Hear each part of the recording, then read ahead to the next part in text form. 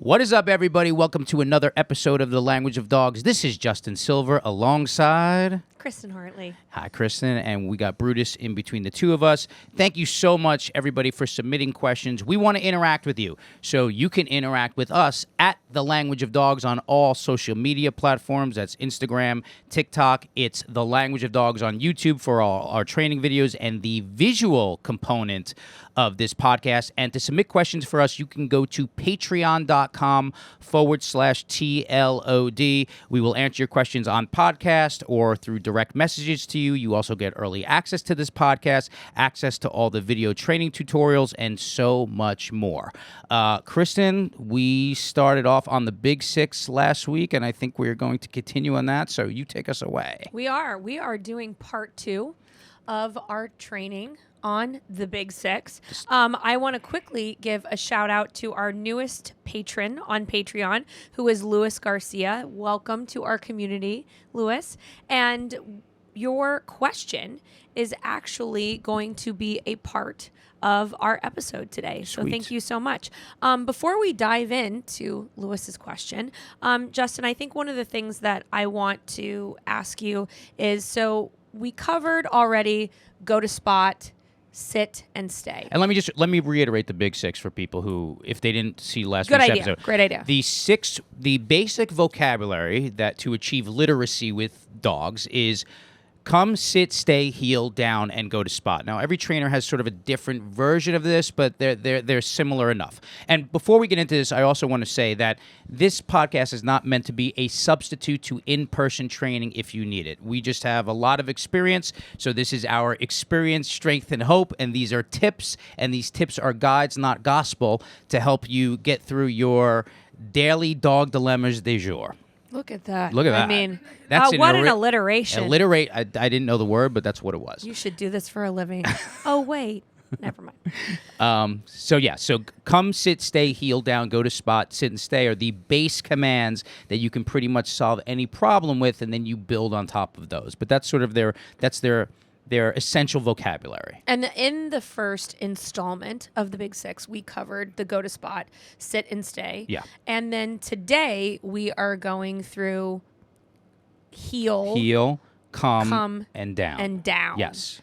Very interesting. So I think one of the questions that I have is, why are these commands like so important? Like, to me, go to spot, sit, and stay like seems like a no-brainer. Right. Like, as a dog owner, like not a trainer. Sure. But like come, heel, and down seem like maybe like a luxury. Well, so I'm just curious. Well, come is the most important command because come can save your dog's life. Interesting. Okay. If dogs are walking off dramatic. leash somewhere and there's something dangerous, you need them to come back to you, and that cannot be negotiable. If you're in the dog park and a fight breaks out, or someone leaves both doors open, they have to be able to come back to you. Like if you're taking your dog out onto the beach and they just start running, and then they get overexcited, and then, right across the street from the beach is the parking lot, they need to be able to come back to you. So come is actually the command. Sit is what I teach first because come ends in sit, but the come command is essential. Heel is very important because it's how you mitigate most reactivity, and dogs need to be able to follow instruction and interact with you while you are walking around in the busy streets, and there's all these human-based things that they're interacting with. And the down command is important because it puts dogs in a more at ease position when they are sitting and staying. If you remember our episode last week when we were training Cora to sit and stay so she would not be hyperactive, while myself and her owner were sitting on the couch, her being in a down stay is a little bit more at ease from a sit stay, because sit is closer to getting up and then going to the next thing. If you're training two dogs at the same time, which I know is part of today's question, and you have a dog that has some resource guarding. Let's say you have two dogs living in the same house, and while you're playing tug with one dog, the other one wants to go and grab it, and a fight can ensue. Having them go to their spot, sit down, and stay allows them to just sit there and be in an observation position and relax and not react to their instinctual voices in their heads that are saying, oh no, my brother and sister or the cat are going to get that thing. Let me go get it, right? So you're asking them to be in a more relaxed position, which is easier to teach them the skill of patience while you're introducing these other things that they're going to have to see in their lives, and you don't want them to react to. What I love about this is because these sound almost like commands that like you never know when or if you're going to need these. You're always going to need them. Right, but I think that the average owner is like, well, I don't really let my dog off leash, so I don't know if I would need come, but you do need it. Yeah. And so because I'm trying to think of like the average sort of like owner. Right. But I think that what you're saying but when you put it the way that you're putting it, it's like, oh shoot, I do need to teach my dog come. I do need to teach my dog heel. And what's interesting about heel is, over the years, you and I get a lot of questions about dogs that have trouble walking or pull or have all of these issues. And it sounds like heel is also a helpful mitigator of that as well. Yeah. And so it sounds like these commands are helpful in a lot of other areas. Yeah, I mean, not to insult the average dog owner, but the average dog owner, most dogs are illiterate. And having to have now you're just insulting. I'm not. I'm just kidding. Having to have your dog on leash, because what happens if you drop the leash? If the leash is That's a very good point. If the leash is just used as a tether and your dog doesn't know to come back to you, when you drop that leash, what if there's cars 20 feet away? That's true. We have someone in our neighborhood who recently they dropped the leash and the dog like ran off, and it took us 3 days to get, but we're lucky we found the dog, because a lot of times people don't get the dog back. Right, but so the luxury of them I don't think it's a luxury for them to know these basic 6 words. Agreed. Otherwise, like how the more they know, the freer your life is, and having sort of 6 commands in the bank is really not that much. Yep. So like so the sort of bare minimum of expectation I would have are around those 6 words or another trainer's version of those 6 words. But yeah, the more they know, the freer they are, the more you can do with them. And I think that sort of seems the bare minimum to me. And if you, like I said last week, if you do the little things, the bigger problems never happen. A lot of people, they're like, well, we never went to train our dogs because he was always so nice and always so good and always had a good temperament. Especially, like, for example, puppies in the dog park, right? They don't really react to things until they hit social maturity. Like, they'll let other dogs hump them. Sometimes dogs will play too rough, and then it's only when they hit social maturity that they change. Dogs change throughout their lives. They have stages of development, and so you can't rely. Temperament is not a substitute for training. I always take dogs with a great temperament, but that's sort of the platform that we train them on, because they're still going to need to know those things. Yep. Dogs get humped in a dog park when they become 2 years old, and they start retaliating, and then it's like, well, you need them to come back to you before that happens. You see people in the dog park all the time. No, stop! They're grabbing at their dog. It's sort of like a mess. I would look at that, and it's so much easier to be able to be like, Brutus, come, and he just comes and sits down right over. So I don't really think that that's a luxury to know those 6 words. I think if you don't want to go past there, that's okay, but at least have that base. Yeah, absolutely. And I myself am excited about the heel command again, because I feel like most dog owners at some point in their dog's life, they have some sort of an issue at some point with walking. Yeah. So that being said, or other dogs that have that issue walking toward them, right? It mitigates against their hyperactivity or their reaction and other dogs reacting to them. It goes both ways. So I love it. Okay. Let's get into it. Let's get into it. All right. So our question today is from Luis, our newest patron on Patreon. You're having trouble saying patron, and I know it. I do. I can't help it. It's Patreon. It's patron. I lost my voice this week, as everybody can hear. I'm doing my best.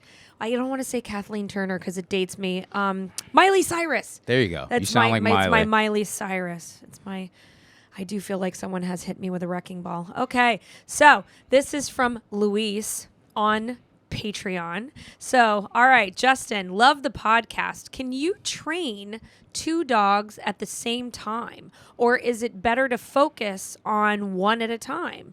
I have 2 dogs, both know basic commands, both could be better on leash, and one has trouble with recall. This is a great question. Okay, so let's first define no.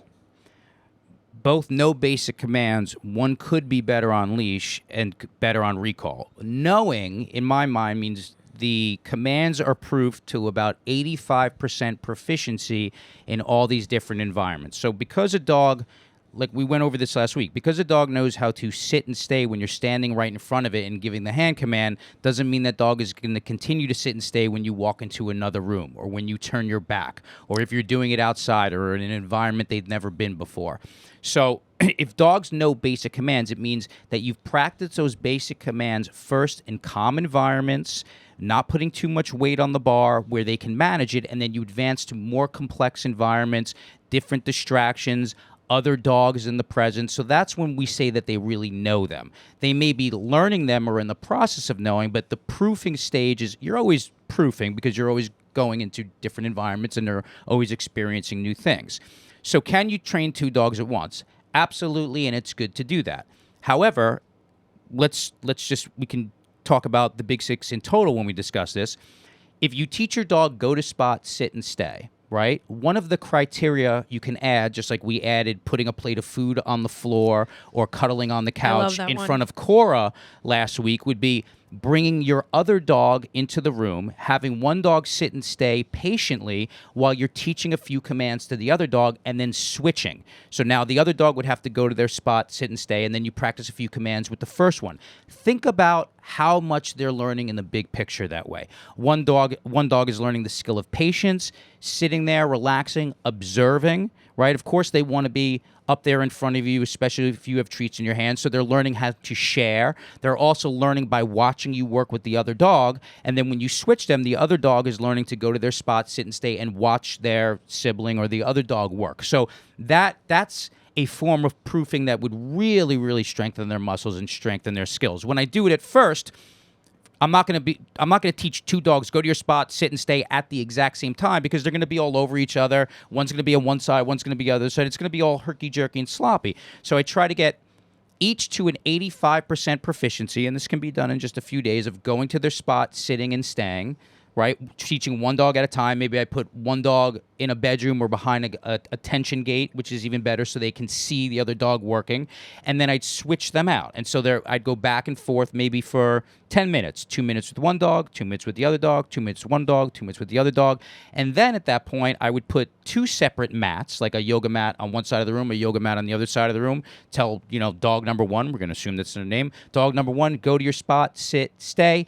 Dog number 2, come to your spot, sit, stay, then call dog number 1. Dog number 1, come. Dog number 2, stay. And if you remember last week, I also showed how when people get good at this, you know where to put your hands and where to signal them so that you're communicating with the proper hand, the proper voice, the proper hand signal, so they understand what you're saying while there are other things going on in the room. So it would be stay while I'm calling the other dog to me this way. Keep my hand out like this. And we remember that from when I was putting the food on the floor last week with Cora. I had my hand clearly between her and the food, and then I slowly advanced to walking behind it. So the process of working with 2 dogs together would make you a sort of really advanced trainer. The dogs would learn a lot and you would learn a lot, but you have to do it slowly and incrementally. So that's part 1 of that question, I guess. Lead me through part 2 again so I don't jabber too much. No, part 2 is the other one is having a hard time with recall. Okay. So at first, just like in everything, we lure dogs with rewards in the beginning, right? I like to end with reps that when you're doing training where you need fast reps, like they have to do it over and over and over again. Food or affection are kind of the best things to do, because if you give them a toy to play with, they have to go and play with that toy, and then you have to take it away again. You understand what I'm saying? So we want to do things quickly and repeat them over and over again. So food is great because they consume the treat, and then you're on to the next thing. If they're not very food motivated, there's plenty of other motivators, but for the sake of 90% of people here, let's just go with food. I'm going to show you the process of teaching the come command with something called juggling, which is what happens with most people is they only use food rewards, never get off the food rewards. They give a reward every time the dog comes. And then because you never go from a fixed reward schedule, rewarding every time, to a varied reward schedule, now you see it, now you get it, now you don't, like going to Vegas, those dogs, there's not so much consistency. You want to go from a fixed to a varied reward schedule. So I'll show you an example of that right here with actually Andrew Schultz's dog, Wasabi. Oh, Andrew, yeah. Can you sit? All right, what's up, everybody? This is my good friend Emma. This is her dog Wasabi, and I'm going to show you how to teach dogs the come command. One of my favorite ways to teach them. This is called juggling, and again, this is part of the big 6 of commands that dogs need to know. Come, sit, stay, heel, down, go to spot. This is come. Here we go. Let's get started. Okay, now first, the training lead to keep them safe. Okay, so check this out. I'm using the 30-foot long training lead because if Wasabi runs off, I can just, boom, step on it and keep her safe because we're not in a closed-in area. We're in the real world, where we live in the real world, which is where I like to train in the real world. Wasabi, come back over here. We haven't made the point of what we're doing yet. Sit. Now, pause for a second. Now, this is an example of an element of proofing. A lot of dogs can come in the backyard, but now we're out in a park in the real world where there's going to be birds flying around, other dogs a lot of distractions, yeah. So because we're doing this in the face of distractions, there are more variables here. So I have her on the 30-foot training lead so I can keep her safe, but this is an example of proofing. She already knows how to come back and forth, but she knows how to do that in the backyard or in the hallway in their apartment. Does she know how to do it out here? So that's why we're working with it out here. So for our listeners, what kind of dog is Wasabi and how old is she? She is a golden doodle. In this video, she was about 4 or 5 months. Okay, all right. From a fixed reward schedule to a varied reward schedule, which means we're going to go from treating every rep to treating every other rep to treating every third rep. It's like going to Vegas. Sometimes you get it, sometimes you don't. Emma, you're on. Wasabi, come. Okay, so now we're just going to go back and forth. And it's important to make them sit at the end. Sit. I'll explain why in one second. Wasabi, come. Sit. And pause it for a second. When dogs run off, right? Like you said, like I'm never going to let my dog off a leash, right? And we have a video here of example of what happens when you drop the leash, because everybody's going to make the mistake and drop the leash at some point. Or they'll jerk it out of your hand, or something's going to happen. Something will happen eventually. Okay. Always. What people do is they react and they freak out that they freak drop it. out. They're nervous, so they go, oh, and they usually chase after their dog. That can either spook them, or when dogs get off the leash, a lot of times they're just in play mode. They just want to run around and play. If you run after them and chase them, a lot of times it makes them flee more. If you run backwards in an excited, happy tone, they will normally run back toward you. And when I'm teaching dogs off leash skills, 9 out of 10 times I show this to owners so they understand what to do in the event that they drop the leash. Now, I think all dogs should know how to walk off leash. It is your choice, and it's preferable, especially that if you live in a city, that they should be on leash, but you should never rely on the leash as a tether to keep them safe. They should know how to come back to you. What I also do, after I make dogs come to me and they have to sit, what I will do is I will reach down and touch their collar, then give them a reward. Because a lot of times if they run back to you and you go to reach to grab that collar, that movement of running forward, it signals like they're in play mode, they start fleeing again. You know, people who have this problem when they try to put a leash on their dog at the front door and it becomes a game of chase. Anytime you bend down to go put the leash on their collar, they go, and they start running around the house again. And this happens in rescue all the time. Which is why when you rescue a dog, they give you 90 collars, martingales, harnesses. And we get bolters. Right. For those of you that don't know, a bolter is in rescue a dog that is either has been abused, or it is a dog that came from a lot of land or doesn't know the area very well, and so the minute that they either get excited or spooked, they immediately take off, and there is no getting them back. So a great way to mitigate against that is when the dog comes to you, before you give the reward, reach down, touch their collar, then reward. Then when you call them back to you the next time, reach down, hold their collar for a little bit longer, so they get, and then give them the reward. So they get used to the idea that the rep ends when my hand touches your collar. So that's part of their protocol. Remember, everything has to be taught slowly and incrementally, and you introduce the things, the sights, the sounds that they are going to experience in the real world. It's almost like we are in a flight simulator, right? It's one thing if we're just flying through the sky. It's another thing when there's other fighter planes and we're in a dogfight. This is one of the reasons why that I love, and this is a personal belief, and I'm going to caveat this, this is a personal belief. This is one of the reasons why you and I have always agreed that we don't prefer the type of training where I take your dog to my place. I train your dog and then I give you your dog back after like 2 where, weeks, 3 where weeks, I 4 program weeks. your cable box and then give you the Right, remote. here's your right, exactly. And Yeah. like I prefer the type of training that you're talking about because you're doing it in the real environment that the dog lives in, exists in all day, every day. And I think that's why this training is important. Well, they can learn in training facilities, and of course they'll learn a lot of things, but there always has to be the integration process of the owner. The owner has to know how to train as well as the dog trainer knows how to train, Correct. because the owner is ultimately the dog trainer. Operating. Right, and you're going to be there on a operating day. the remote control. You're going to be there on the day-to-day basis with that animal. Most of that dog's time is going to be spent with you. And also, you know, it's one thing for them to know how to be in the classroom when they're in the classroom, but that's like an alcoholic staying sober in an AA meeting. It's like, well, what happens when you walk past the bar? It's like, it's one thing if you have this, you know, it's one thing after they come to you in the living room. It's like, but what about when you're in the dog park and a fight broke out over there? Oh, totally. That's when it's important. Well, I just got a new car, and the guy, I go to get it, and the guy's like, "Oh, you can do all this stuff with the car on your cell phone." And he's showing me, and he's like, "You do this and this and this and this and this and this and this." And I'm like, "Oh, this is great. Okay, thanks." And I get the car home, and within 48 hours, I'm like, "Shit, how do I do any of this?" Right. And I don't remember, and because I'm not proficient like he is, and so I remember some of it, but I'm not doing it correctly. And now I have this awesome car that can do all this stuff, but I don't know how to make it do that. Yeah. I get you. Yep. Let's go back to this because we're going to go from fixed rewards to varied reward schedules, and then I'm going to show you a more advanced way to do the come command so that it's pretty foolproof. Here we go.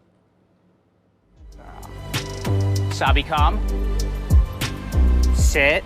Now, after I give her this reward, I'm going to break my eye contact and not treat her so that she pays more attention to Emma. So see, she sort of doesn't know where to go here. Sit. And look, there's a little pause. Now this time I'm not And gonna she was treat her. looking Sabi, between the come. two of you, like, where Sit. am I going? So now we're on Pat her on the varied head. reward. Good girl. So now she just gets a Sabi, pet for come. coming to me. Treat her this time, Emma. Sit. But she's still motivated. Now we're She's gonna gonna go be no more treat, motivated no treat, because- treat. Sabi, come. Sit. Good girl. No treat. Sabi, come. Sit. Good girl. Sabi, come. Actually, let's make her work a little bit harder here. Sit. Good girl. It says random Really eager rewards now. make dogs Sabi, hungry, come. which is true. Where's They're Mom? like, wait, I haven't gotten They don't paid know for when this. it's coming. They don't know when it's coming. So you have to go to that random So now reward we're gonna schedule. widen the gap. So now that we're going Sabi, to come. add more criteria by adding Sit. distance, we're going to go back. I'm going to say it in a second. Sabi, Here. come. So because we're adding criteria by Sit. increasing the distance, we're going to treat her every time. We're incrementally adding criteria. Come. So we go back to the fixed reward schedule Sit. because we're adding more weight to the bar. Good Now girl. she knows how to come Now back we're and gonna go forth back from to that the 30-foot varied distance. reward Now schedule. it's about 60 feet. So we go back to every rep, then we'll do every other, every third. Yeah, so that's the point. We go from anytime you add criteria, you go back to the fixed reward schedule, then you do the varied reward schedule. And with her, you know, once they're familiar with it, you could really go from fixed to varied in just a few reps. Yep. I want to show you how. So that's an example of doing it for treats, but we want them to come for all different types of things. So if you go a little further, you'll see the example of doing it for other things that they want. Anything that motivates a dog, affection can be a reward. The leash to go out for a walk. Okay, so there's all different types of rewards for dogs. It's basically anything that motivates them. This is a doggy newspaper, and this is a doggy graveyard. Just some fun toys. Don't ask. Yep. Okay, here you go, Emma. We don't want them to just work for the reward of food, because what happens when they're not so hungry, right? So by switching the motivators up, it also Oh. creates consistency Sit. in the command. Good girl. Now, the only thing is when I give her this, she's going to want to run away and play with it. So that's why I like using food for this type of exercise, because she just consumes the reward, and then we're off to the next rep. With this, With we have this, to you wait gotta a little let her while. Right. play So this. with So it a with a little toy, bit. it's more of a Emma, one-off. squeak a collar. Sabi, come. Ask her to sit right there. Sit. Now, here's an example of how people can do When you're this doing this at in their home, homes. can I'll have show you somebody right go here. into You do it in your backyard by having different family members. here's stand in everyone different standing around the places. pool. They'll come to each person, then you switch it up so one person gives her a treat, one person doesn't. It just keeps this fun guessing game. So have that's the fun, point, the enjoy fun your guessing game. training. Myself. Now, that's dogs coming for the reward of food, but we communicate visually, a hand signal, auditorily, come, and physically. If we're on the leash, sometimes it's the it's deferring to leash pressure. Again, I never pop leashes. I never use leashes as punishment device. I try to use them as a cue. Brutus has his Martingale collar on here. And when they are conditioned to understand what this means, they should just respond to this. However, if dogs are running around, running off playing, I take Brutus to farm sometimes. I take him to giant open fields when he's playing with his dogs. How am I going to tap him on the shoulder? That's where the e-collar is hugely important. Now, people have such a misconception of the e-collar, and we will do a whole episode on this. The e-collar has different types of modes. It either beeps, it either vibrates like your cell phone vibrates, or it gives a stimulation. That stimulation, which can be referred to as a shock, goes from a 1, which if I usually put it on clients' faces. If I put it on your face between a 1 and a 10, you would start to feel it. This is also depending on the model, to 160. If I put this thing at 160, your fillings would fly out of your mouth, and I have no idea why it goes to 160. I don't know anybody who uses it that way, but that's why you can understand why there is a misconception about this thing. Of course. Because there's got to be people out there who are using it as a punishment device. That's not how I use it. I need a physical cue to accompany my verbal command, because when he's running around playing with other dogs and they're growling and barking and doing whatever they're doing, there's a chance that he's not really going to hear me. And he certainly can't see me if he's not facing me, so I need something that taps him on the shoulder. When you condition them properly, you shouldn't need to turn the thing up to use it as a sledgehammer to hit them over the head with it, or to punish them to be like, hey, I said get back over here. That is not how I use it, and I want that made very, very clear to everybody listening. And whenever people see me do e-collar work, they're like, oh, what brand should I get? How high do you have to turn it for my dog to listen to me? It's like, no, that is not how we use it. They have to be conditioned slowly and incrementally to feel the slightest amount of sensation and respond to that. And it's whatever gets their attention. Yes. Like if your dog responds to a 4, then you don't need to go higher than a 4. Yeah, absolutely. So there's a range. So for Brutus, and I put this on my neck when I put this on my neck to feel it myself. Depending on what he's doing, if it's just me and him together, it would be between like a 4 and a 6. And this also depends on the model. He is on a very low frequency collar, so it doesn't. The numbers are very sensitive, and it doesn't really have as much stimulus as the other ones. Some collars go from 1 to 10. So if I say dog on a 6, that's going to be a lot higher than a collar that goes from 1 to 160. Mine goes to 160, and I have him on a 6. But I'm going to give you an example. This was us playing in the snow last week, and I wanted him to have all this freedom in a place where there were no fences. Oh, look at them running in the snow. So you can see that right before I say come, he starts to turn. And I'll talk here. We're out here on a beautiful snowy day in the city with Brutus, and I've got him on e-collar, so he has all the freedom to run wherever he wants to run. And I try to show people that there's a way to use this safely. This goes from 1 to 160, and I put it on setting 6, and I put it on clients' faces so they can actually feel how light that stimulation is. And it's basically just a physical cue that taps him on the shoulder when he's way out in front of me. So he's 40 yards ahead of me. He is. Let him know that, hey, I have to go back to daddy and get a treat. And he's racing we always around, end with too. Positive reinforcement, and it is such a game changer. It just gives them so much freedom so they can run around and play in all this. And there he comes back. Sit. Good boy. And always positive reinforcement. There you go. So the point where I say an always positive reinforcement is the people like, is that negative punishment? But the buzz of the collar is just the indicator that I'm telling him to do the thing that I'm going to say. It's the physical to make him aware that, wait a second, there's an auditory coming, come, and then I'm going to end the rep with a reward, which is positive reinforcement. So the circle is complete positively. So you see, so people tend to think tools mean positive or negative, and that's not what they mean. It's also, the tools don't do the training. The technique does the training. The tools just help aid in your technique and your style. If someone wanted to be abusive with dogs, you could use, you could beat dogs with a newspaper or read it to them. You know what I'm saying? Abuse is never encouraged, and but it's not the tool that's negative or positive. It's the technique and how you're using it. So that's an example of how where waving treats and calling them when that's not going to work, you need something that acts as a physical, because we need all three of those: physical, visual, auditory. No, that makes perfect sense. Yeah. And I love what you're saying. It's not necessarily about the thing itself. It's about the intent. Sure. It's about the intent of the owner and the intent of how you're interacting. Oh, and also to answer that question, by the way, I have a friend who they train these incredible hunting dogs, and those collars, they have up to 10 dogs on the same receiver at the same time. So all the dogs will come back at the same time. And for you have to those know- of you that didn't get a chance to see the video, I highly encourage you to go to the Instagram to see the Language of Dogs Instagram to see this video. As Brutus is literally like off, like 75 yards away, and he's like turns. Yeah, he and turns on a comes, dime. Whoop, Turns right on a back. dime. And I have so many dogs that come from they're rescue dogs. They come from Texas. They come from out of state. And these people live in the city, or they want to take them they want to take them to the beach. And they're like, how am I going to get that dog to come back to me? And how am I going to teach this safely? Because they don't want to be relying on the beach. You ever go to a fun place where dogs are running off free, and you see that one owner whose dog is just like so unruly, and the poor dog can't get off leash, and watching all those other dogs running around and playing is like it's amping them up. They're jealous. They want to be able to do that, but the owner's not competent enough to allow that dog to do that. So that's why I said it's like, I don't think it's a luxury to know these basic commands. It's the ticket to their freedom and to your comfort. Yeah. You know? Absolutely.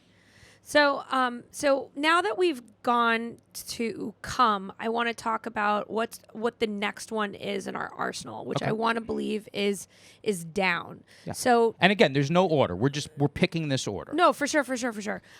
So not only why is down important, but more importantly, I love to dig into what are the mistakes that people make when they're teaching something. Sure. So what is the why is this important, and what is the most common mistake people make when they're teaching down? Sure. So down is important because it puts dogs at a more at ease position. A lot of times we're working with aggressive dogs on the street. I'll have Brutus off leash, and if I need him to know that if I have him in a sit stay, his front paws are on the ground. I mean, his front two paws are ready to go. All he has to do is pop his butt up and walk forward. A down stay lets him know that he's going to be there for a minute.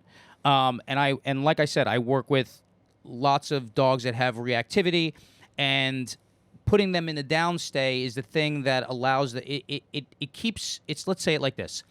When they're in a sit stay, the runners of the helicopter are on the ground, but the propeller's still spinning. Oh, I like when they're that. in a down stay, the propeller has stopped spinning. And if you look, I actually have a video where I'm working with Brutus and two other dogs, one of them which is reactive, and this goes back to our initial question here, where people say, can you work with two dogs at once? I'm having Brutus and Charlie in a downstay while Shrimp is doing a very advanced healing technique. Now, we're going to come back to this video after when we discuss heal, but here's just examples of how, because they're in a downstay, they know they're in a more at ease position, and it allows them to be more patient while other things in the environment are happening. Yeah. In this example, another dog walking past them.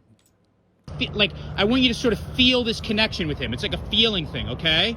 So just believe that you can do it and do it. Brutus, stay. Go. Now go to the other side. And go to center now. Good. Stay right there. Call him. So they're both laying down. Center line. Brutus on me. And they have to stay put while this dog runs through the center line. This feels very advanced, I'm not going to lie. Good. This is like session 4. Switch. Now switch again. Good. One more.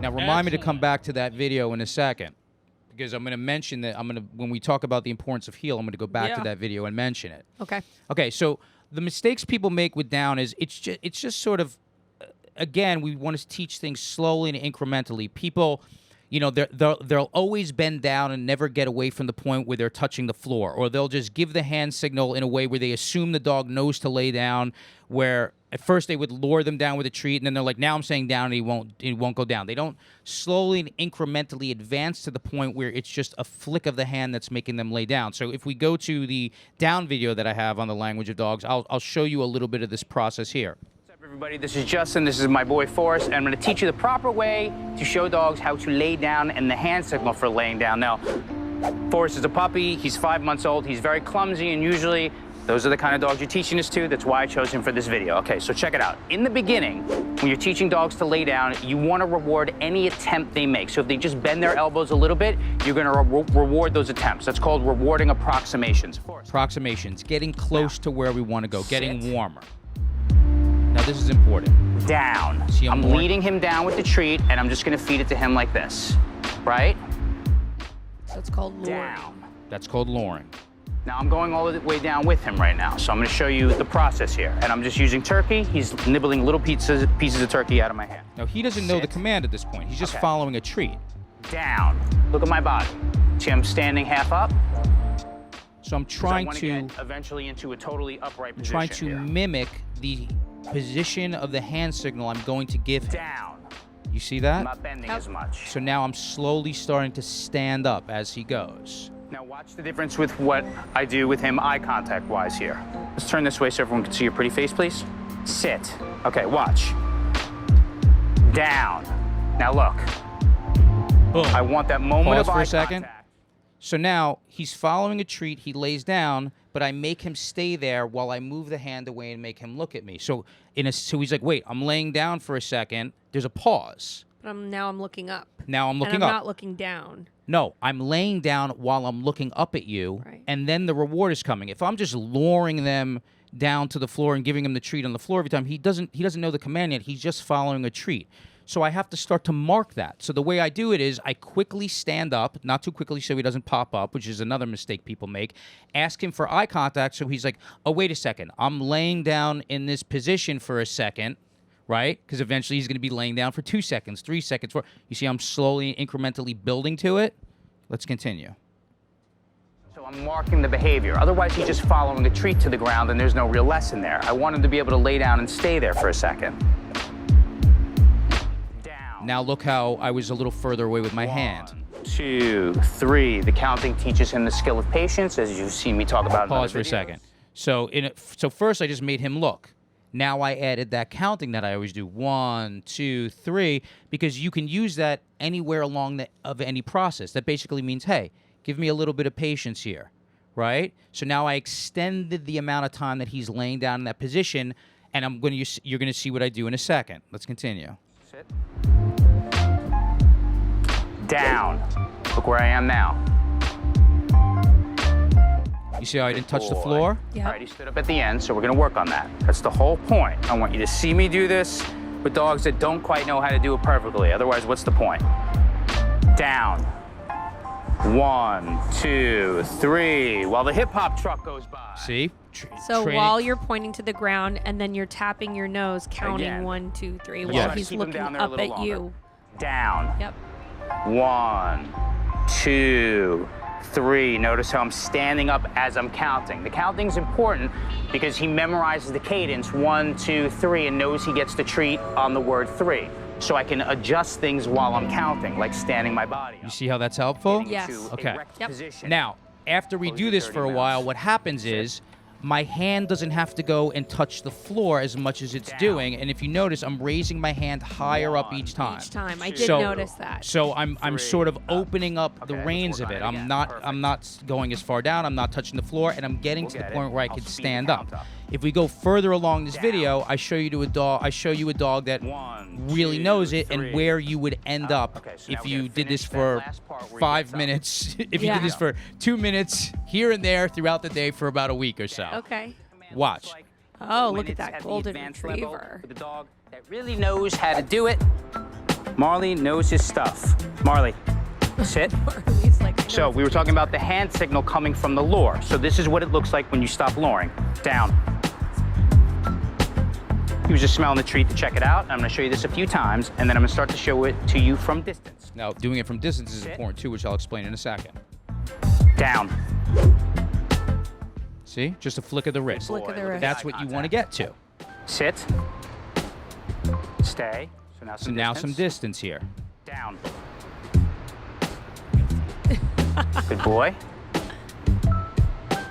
Sit. Okay? So good. Yep. Got it. So you can imagine yes. how important. So now, do you think Marley There we has go. any I'll trouble show it if to you another from the front so you can see his handsome if face. they get a new Come. dog or Sit. if they get a new puppy and they need to Stay. teach this puppy some stuff or that puppy needs Down. to eat food in the same room that Marley's gonna be, you think Marley has any trouble with running after that food bowl, bullying the puppy, feeling nervous that he has to go resource guard if they're playing tug with the other? You think they have any of those problems? as that dog's owners? Do you think I have any of those issues with Brutus whatsoever? No. Do you think any of my clients who follow through and practice this stuff for 10 minutes a day, 2 minutes here, 2 minutes there, don't feel the relief of being like, wow, look at all these buttons I can push to explain to my dog what I want him to do in every given circumstance, so I'm not pulling my hair out and feeling like I have a Tasmanian devil living in my house? The answer is no. And it's also, I think it also gives them security of like, you again have this language with each other of, we've got this. Yeah, they're not floating. They're not floating in this human-based environment wondering what the hell they're supposed to be doing when this ding-dong rings, and then sometimes this handyman comes over with big boots, or a package is left at the door, and who the hell is this, or what I'm supposed to do when there's another dog barking in my face in the street. You're communicating to them because someone's got to be communicating to them and tell them what to do in this very confusing human-based world. Yep. And Absolutely. if you're not doing it, the environment's going to be doing it. And if the environment's doing it, then they're just going to be reacting to the environment. And then owners are standing there going, I don't understand why he's like this. You know, he was so calm and blah, blah, blah, blah, blah, blah. It's like, what are you talking about? What's up, everybody? Today's episode is brought to you by Darwin's Pet Food. Now, Darwin's raw organic pet food is one of my favorite pet foods. It's got all the organ meats, vegetables, vitamins, and minerals that dogs and cats need for health, longevity, and well-being. Ships frozen to your door in these convenient peel and serve packages. They have all different types of proteins. You can either cook it or feed it raw like I do. So if you head over to darwinspet.com, click Try It for $14.95 on the bottom of the screen. Enter the promo code TLOD, as in the language of dogs, TLOD. They will ship you 10 pounds of this for $14.95 and a free sample of jerky treats. And they don't even keep that $14.95. They send it to my charity, Funny for Fido, and I use that to send Darwin's to shelter dogs. I'm friends with these people. sorry.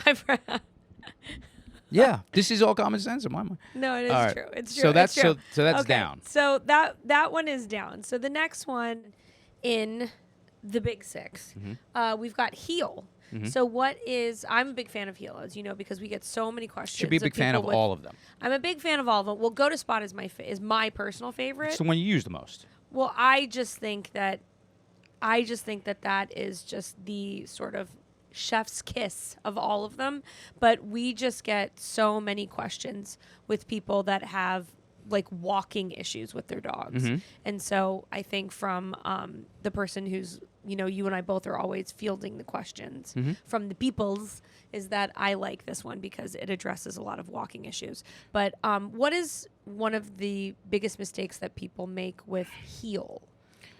Heel's complex because it requires there's a lot of coordination involved in it, and like I said, you communicate physically, visually, and auditorily. Let me explain the purpose of heel.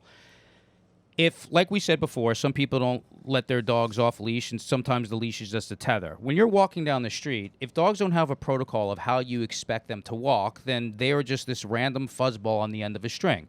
Then, and the two of you are separated. There's no connection between the two of you except this cord. The environment is always communicating to them. So the environment has everything from other dogs barking at them to squirrels to skateboards going by. If you're not communicating to them and explaining to them how you want them to walk down the street, then the only thing communicating is the environment. Then don't be surprised when they react to that environment. When either they get fearful of things, when there's loud buses or trucks going by, chasing, when they see skateboards, another dog barking and lunging and growling at them, what are they supposed to do? So we want to give them a protocol that we can defer to so they understand their primary purpose is to follow that in the face of these things that would otherwise be causing reactions for them. Now, the way to teach heel is, and there's different collars that you would use. I use all different types of collars. Like I said, I use everything from martingale collars to front leash harness to prong collars used responsibly, not the way people think when you are popping them. And I'm going to show you in a step-by-step series, which I put on Instagram, sort of the bare bones of how to teach heel. And then I'm going to show you how heel is used from everything, from dogs that just have we want them to have manners on the street. There are these people who live on my block who have this giant golden doodle, and they let the little kids walk the dog. The dog's on a back harness, and the amount of time that this dog has dragged these kids out into the street and the parents just do not address it is unbelievable. While we're working with dogs in the street, sometimes we'll be working with dogs that have reactive problems, and 5 out of the 10 dogs that just walk by us with their owners they have the exact same problems. Their dogs are barking and lunging, so you have that issue. Whenever we have dog-on-dog aggression, the way we mitigate it is by being like, wait a second, we don't want you to do that. We do want you to do this. You can't just correct dogs and tell them what you don't want them to do. That is not going to suffice. You have to explain to them what you expect of them, and then any course correction is course correcting back to you're proceeding to the highlighted route. So first, let's just show the process of teaching it, and then I'll show you some practical applications for where we use it in training. Great. I'm so interested in this one because I just rarely see people attempt to try to train their dog to heel. What's up, everybody? So a lot of dogs pull and tug on leash, and they're a nightmare to walk, and it makes it no fun, right? Sometimes when you're walking down the street, your dogs are just going after everything in front of you. You've got them on a harness. You're playing tug-of-war. I'm going to show you a few techniques to solve that problem. Number one, come here, with the Martingale Collar. The Martingale Collar is great because it has what's called an action to it. The action means you see how it naturally recoils. This is what I meant earlier. There's the action of the collar. It's also got an auditory cue to it. So they start to memorize the sound of this, and then they know that you're telling them to do something. Also, because it closes on itself, it doesn't put all this pressure on dogs' tracheas. I also like a 4-foot nylon leash, and then I put a knot right where I want to hold it as an indicator for That's the other thing. People who have leashes that are like 10 feet long, it's like, I don't understand the purpose of those. Like, if the dogs are on leashes, because we're communicating to them, and usually we want to do that from a closer proximity. So that's really the basic collar and leash that I teach on. Not that I don't go to other collars, but I always teach the skill set in this way. So here's part 2 where I'm explaining the technical aspects of heel and where we expect our dogs to be placed. Great. I am excited to do an episode on collars. Position A means my dog is on my side, slightly behind my feet. I imagine an invisible line going across my toes. So what we want to do is keep him in A as we're walking. So here we go. Sweet pea. Heel. 1, 2, 3. Sit. Heel. 1, 2, 3. Watch my right hand. So there's slow a physical. him down, then say sit. This is the sit command. There's a visual Heel. and there's the auditory. 1, 2, 3. Sit. So what a lot of people do is they go sit. They stop their body, they go sit, and they give the hand command at the same time. That's too much information coming into their minds at one time. So we want to pace that out properly. So the pace is a little bit of a backhand on the leash to slow him down, stop my body, say his name, then tell him to sit. Watch my right hand, watch my left hand. Here we go. Heel. 1, 2, 3. Sweet pea. Sit. Okay, so there is very paint by numbers. Right. Right? Whenever I'm working in session, I use the long training leads, and we get to the dog healing without the leash on in the first session. Right. So as this advances, I just want you to know you're not going to be walking down the street going sit, heel, sit. Actually, I'm about to say it right here. So let me just say it right here. So when I'm walking down the street with him, right, I'm not just going to go sit, heel, sit, heel, sit, heel. I'm not going to get anywhere. So what I do is I let the natural cadence of my arm swinging do the work for me. It keeps cueing the lead. Sweepy, turn. Good. Look. Heel. Tap. Tap.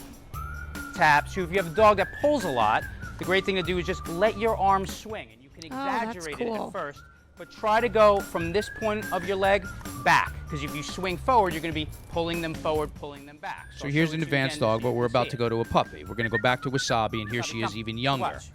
Look. Oh, wow. Just little taps. Look how gentle these taps are. Tap.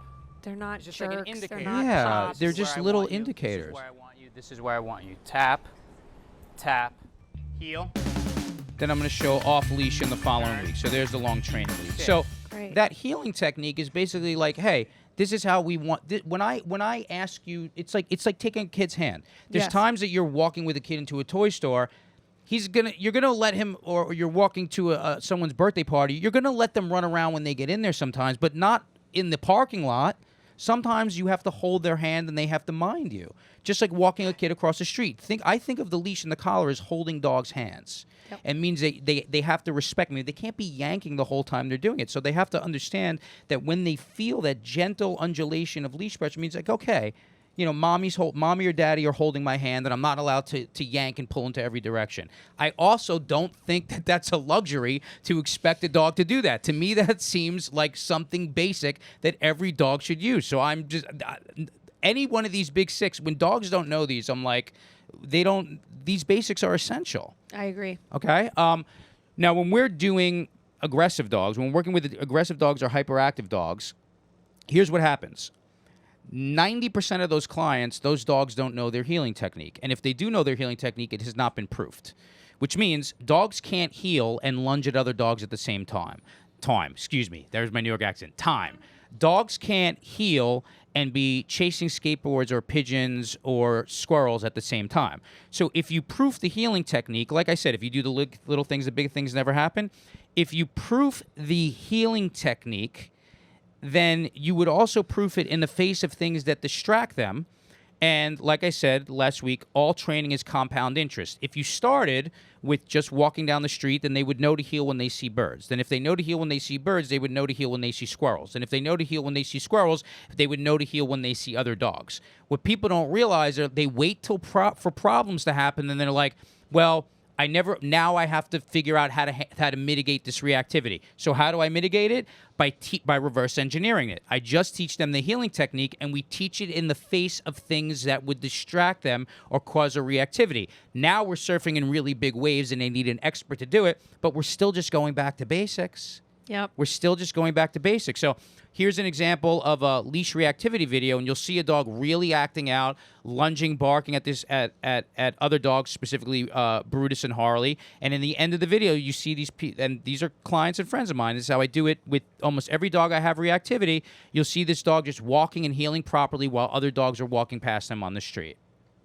Now, we happen to be working this dog on a Halti, and like I said, along the process, dogs respond different to different collars, and some are better for some dogs, some are better for other dogs. I can't stand this type of dog should always be walked on this type of collar in every single situation. Like when you see arguments like that online, get off that website.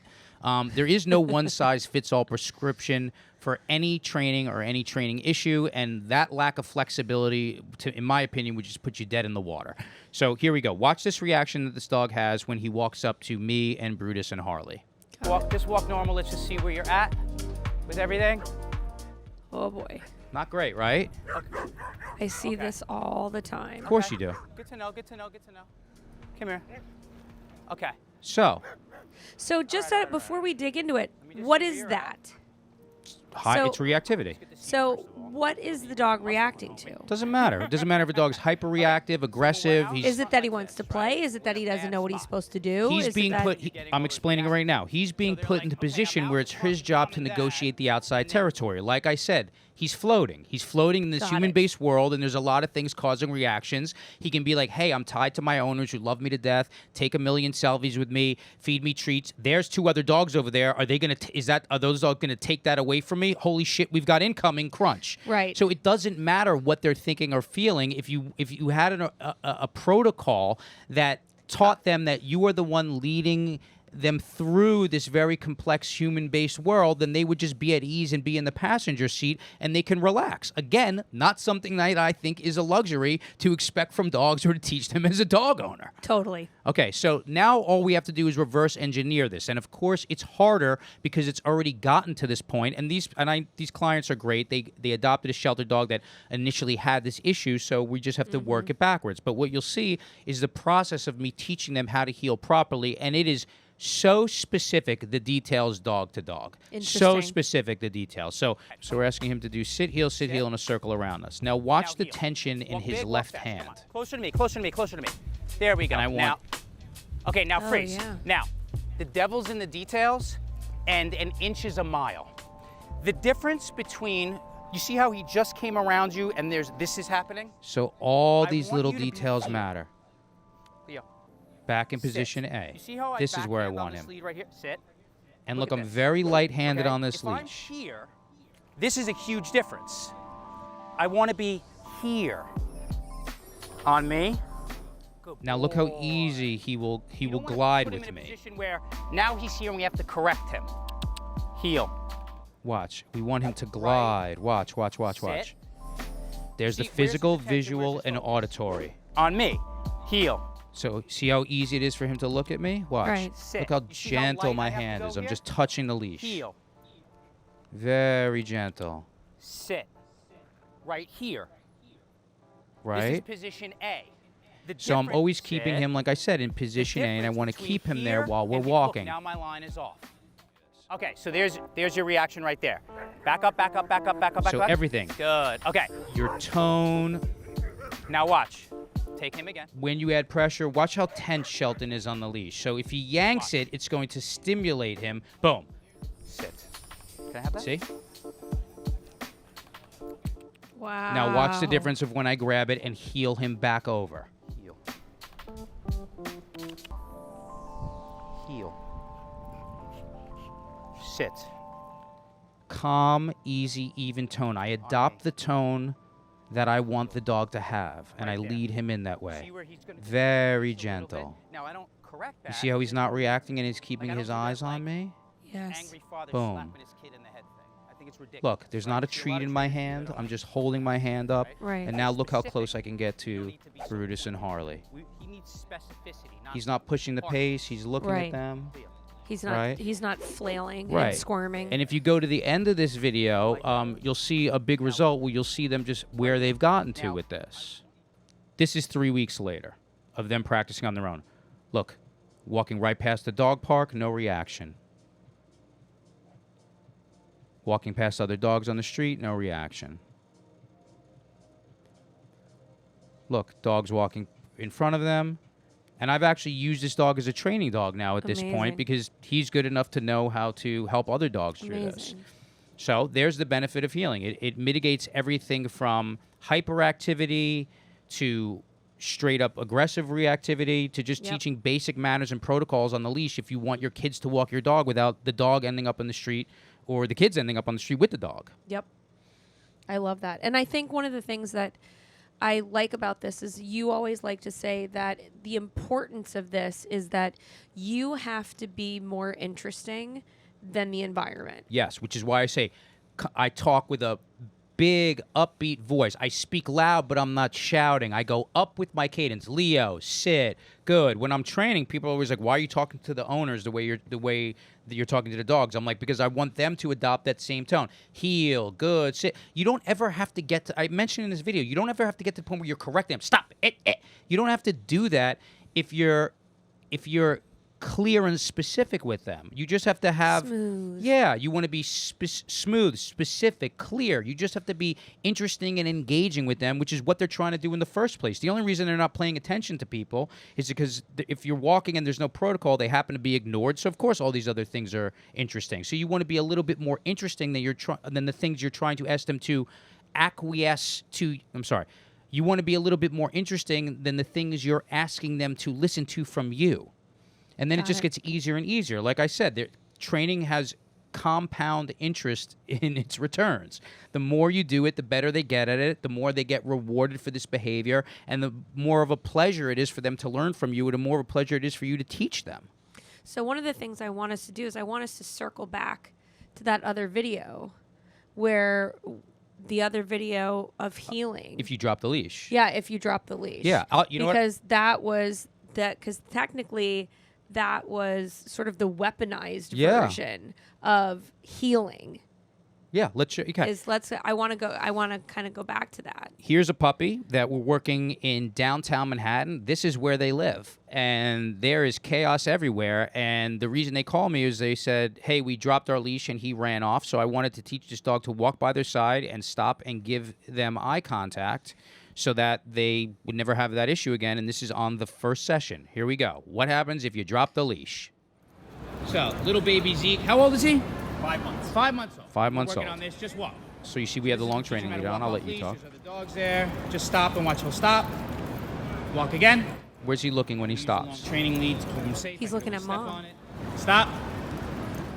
Now watch. You'll see him run off to We're in other very dogs in a second. distracting Watch how environment, easily she which is good. recalls him back. We'll walk over. Stop again. And just walk again and turn. Switch your walk straight. Now listen to my voice. And now say turn and switch your direction. Going up with my cadence, Follow talking you. to people like Say I turn, talk to switch your dogs. Direction. Turn. See? And so this is how you teach a dog to walk off leash, which is super important because you never know when you're going to drop a leash and you want to take them places. Turn. Turn. He's going to turn. And look, Look, this is even other with other dogs dogs. right Calm, there. calm, calm, calm, calm. And what Perfect. happens? He See? comes right back. Well, now Yep. what if those dogs were across the street, So this Yep. is exactly how we do it. right? Yeah, I taught Huh? one of the first things You can I hire taught me. Suki was to come. Now, I want to give you one more example here.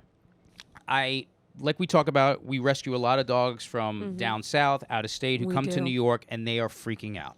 And part of them freaking out is there's a lot of sights, a lot of sounds, a lot of, as New this York is proving, scares people. Let's just Scares people. It scares people. But this could be Let's anywhere you just go. say it. The buses scare them. The big avenues scare them. Other dogs that are unruly and We have misbehaving a lot of freak people them that out. shout, a lot of honking. All that. Like, yeah. So this dog was literally crawling under cars because he was so scared. Aww. And also lunging at other dogs because he didn't know what to do with them. At first, it was just hyperactivity, but then because they're on leash, sometimes if you don't teach them these leash skills, the leashes being used as a tether end up frustrating them, and their frustration starts to become this intolerance of wanting to be on leash. Right. So the way that I mitigated this was by giving him a big skill set, right? So let's go to this one. This is Blaze. Now watch. This is session 2, and you'll see dogs walk by at the end. Here he is off leash on the street. Switch. I'm doing advanced healing with the switch command, which means side to side. Sit. Now, Stay. he can't be excited, having a great time, and responding and interacting with me and being freaked out and paranoid of things on the street at the same time. Right. He also can't be reacting to the dogs he's about to see. And notice I'm not pulling or yanking hard on this prong Right. collar. He can't be reacting to those dogs and giving me eye contact at the same time. Right. Let's go back to the video where I had the 2 dogs laying down and Shrimp walking through. Now, just Yep. pause for a second. Now, this dog, Shrimp, had reactivity toward other dogs also. Right. So, by raising our level of expectations with him and giving his owner, Dre, who loves him to death, and the same thing with Stephanie and Charlie, who is off to the left of the screen, I was like, well, what do we want him to do when he's walking down the street and he sees other dogs? If we make healing with him really interactive and fun, he can't be doing that and lunging and barking at other dogs at the same time.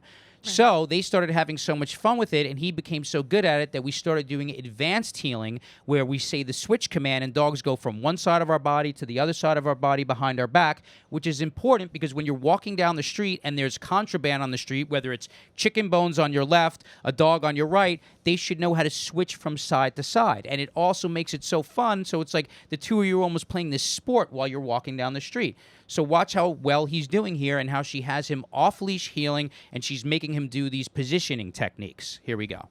Just With him. It's like a feeling thing, okay? So just believe that you can do it and do it. Brutus, stay. Go. Now go to the other side. look, no hand signals, Hey, just go to looking to center the now. left and right, and he's Good. going Stay to those right there. positions. Call him to you Wow. right through the center line. Brutus, on me. Right through the center line. Brutus, on me. Brutus, stay. Good. Right. Look, Now switch again. Good. One more.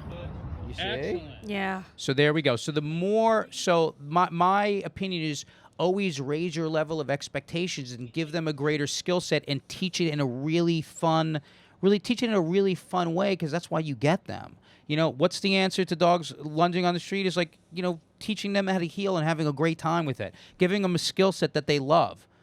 And giving them a language. Yeah. Yeah. Come sit, stay, heal, down, go to spot. Those do not seem like luxury things now, do they? They seem like necessities, and they are. It's the same way that you learn to communicate with your kids. Thank you, Mom. Well, this has been fun, this episode. Again, if people want to, we're gonna do the shelter shout out in a minute, but I'm gonna even say it right now. Again, please send us your questions. Hit us up at patreon.com/TLOD. We love answering these questions. Did we get to them all today? I think we're just gonna answer that one. Is that We right? did, Okay, yeah. good. Yeah. Good. And yeah, please go ahead and check out us on Instagram and Patreon and YouTube. All of these videos are up. And remember, do the work. You've got this. You can do this. And Justin makes this very easy and accessible. And any and to. all questions, please feel free to hit us up. So our shelter for this week is a shelter that I have worked with quite a bit. Go ahead. So our rescue shelter dog foundation shout out for this week is one It's a that tongue twister. it is. It is. Especially when I'm losing my voice. Near and Far Animal Foundation, which is very near and dear to my heart. Now, they are what we call a rescuer's rescue.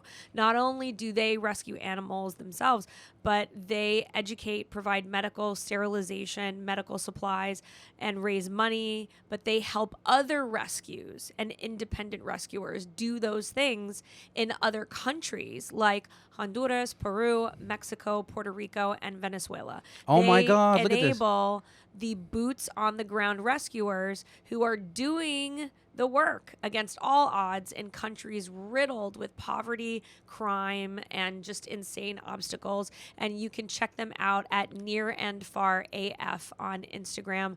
They are based in Staten Island, but they have incredible partners all over the country and all over the world. And Yeah. we absolutely love them. They're incredible. I've helped on the training tip with some of these dogs, and right now Joey has on screen. I think where was that? That was Honduras, right, Joe? Yeah. So they showed doing a transport from these mangy dogs in Honduras, and then they'll have dogs with all different types of injuries that they're rehabilitating. If you go just to the main page, you'll just see these dogs like happy and smiling for the most part. It's always hard when you go on these rescue pages because you see a lot of tough stuff, but you also see a lot of happy stories. So I always love seeing the dogs smiling and happy at the end.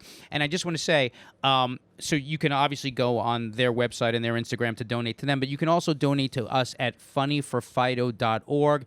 It's at funnyforfido, and on PayPal, it's funnyforfido@gmail.com. And we are an umbrella organization. We are not associated with any specific rescue or shelter. What we do is see cases and provide funding on a need-by-need basis. So I know there's the way we vet it is we look at dogs that have So the way we vet it is we look at rescues that have specific needs, specific dogs in those moments that need medical attention or that need a transport, and we will pay the bills for those specific things, and we move around to all these different rescue organizations. So if you just want to leave it up to us, you can leave it up to us, and me and Kristen are very thorough We are. in where we send our funding to. And the rescues have to submit to us. Yes. Their paperwork, who they are, what their cases are, what their needs are, and provide, which dogs need what, and provide all of the paperwork and all of the backup as to what that is. Yeah. And so we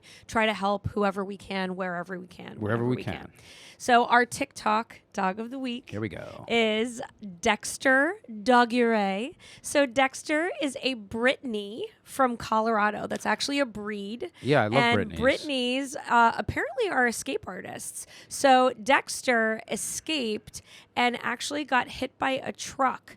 And so he lost one of his legs, and the other front leg is not really like weight bearing. So Dexter actually taught himself to walk upright. They were just going to get him one of those wheelchairs for the front, and he didn't want it. So he actually taught himself to walk upright. So this is Mr. Dexter Dogure. That's really cute.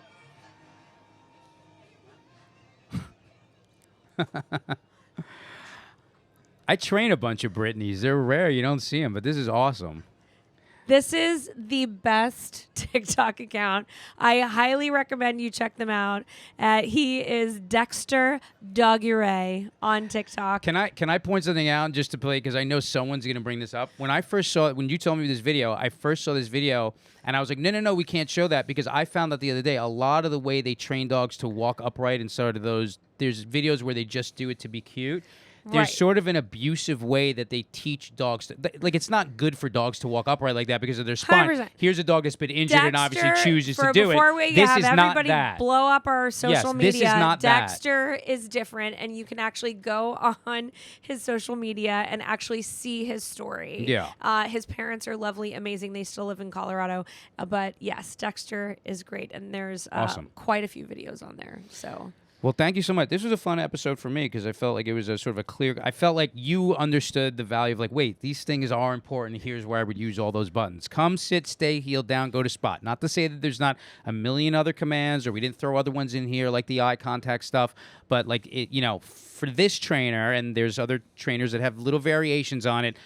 We will all agree that there is a basic vocabulary of words that dogs need to know, and it comes in super, super handy, not only for their well-being, but only for their safety and just the pleasure of having them for the length of time you're going to have for their whole lives, 100%. And also, I always say this, but I'm going to say it again, just do the work. Do the work. Yeah, but you know what? Here, you're supposed to be patient, have fun, expect progress, not perfection. Exactly, because they're awesome, and so are you. We'll see you And next we'll week. see you next time.